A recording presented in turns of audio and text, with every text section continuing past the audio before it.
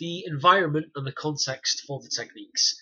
This heavily goes back to some of the other clips I've done about understanding what kata is and when it should be employed.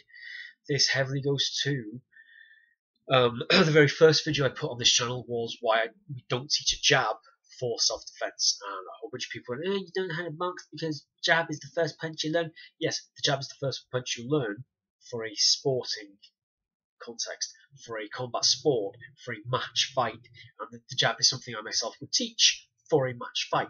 But for self-defense, it's not, because in self-defense, the first shot I get needs to be significant.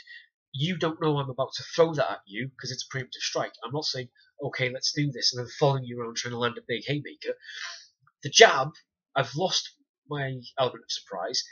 I've hit you with a very weak jab. You're now completely switched on, and not only are you now covering up so I can't hit you, you're now making a point of trying to get to me quickly because you want to end it.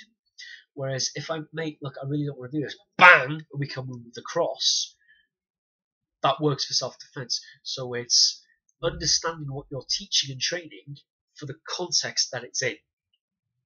So if you were to teach the Tomonagi, which is the monkey flip essentially in judo, foot in the belly, grab your belly belt, I lean back, kick you up over my head.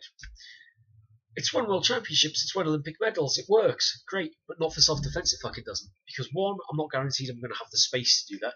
Two, I'm not guaranteed that the ground I'm on is going to have enough fucking purchase for me to actually be able to do that without just pulling the fucker on top of him. On me. Three, if he's got mates, they're going to jump on me before he hits the deck. Four, where am I? What ground am I on in terms of not just the surface being slippery, but is there glass everywhere? There's syringes everywhere, you know, is there dog shit all over the place that's going to get into a cut from the glass and give me an infection? Excuse me.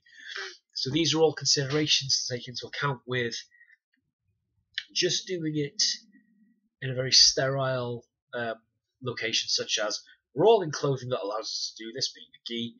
We're all barefoot on mats, which allow us to get decent grip and to land properly, and we all know what we're doing and how to do this.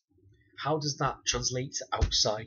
Just take a look around you when you walk around, if it's been raining, especially on some paving slabs, and just think, have I got the grip here with these shoes to be trying to throw someone or trying to sweep someone or whatever? If I go for a takedown here and get a decent position, are you going to stab me? Can you access your belt or your ankle here to pull out a blade and stab me and slice me up? Are your mates going to get involved?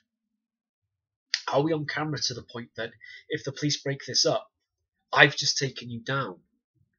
Well, if I'm doing something preemptive because I'm afraid that you're going to fight me, why the fuck am I hugging you to the ground? I'd be running away, would I not? So these are all little things that we've got to take into account when we're talking about self-defense, but when we're talking about training, what we're training, and in what context. Oh, I go to the Taekwondo club and I do these big 360 spinning kicks. Great, you're in dress shoes and dress trousers because you're at a wedding. You're not going to be able to do that.